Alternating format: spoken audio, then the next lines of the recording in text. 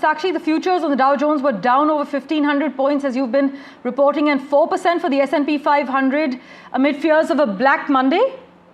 Absolutely. Fears of a Black Monday looming large, and of course Trump tariffs rattling investors across the board. We have seen US futures tumble nearly 6% now. We've seen Asian markets and Asian stocks, Japanese stocks in particular, decline over 8%. Of course, trading for certain futures suspended on circuit breaking fears. So really, recession fears also. Remember, if the Trump tariffs that have been announced, the world is now fearing higher prices for businesses, demand being lower for oil, for instance, and we've seen the US crude oil plummet to the lowest level since 2021. So fears taking center stage. We of course have seen anti-Trump protests also across New York, and of course the world now saying, world leaders coming together for negotiation. Remember, when all of this tariff talk began, the analysts were telling NDTV that look, Donald Trump may be looking at shocking markets and of course sending shockwaves throughout, and then looking at negotiations and deals. But now the spotlight is on world leaders and how quickly can these deals really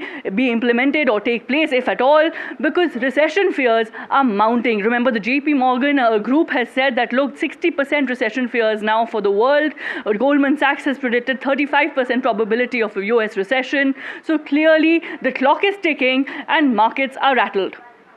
Thanks so much, Sakshi, for joining us with that update. We will of course keep a close eye on the markets during the course of the day as well.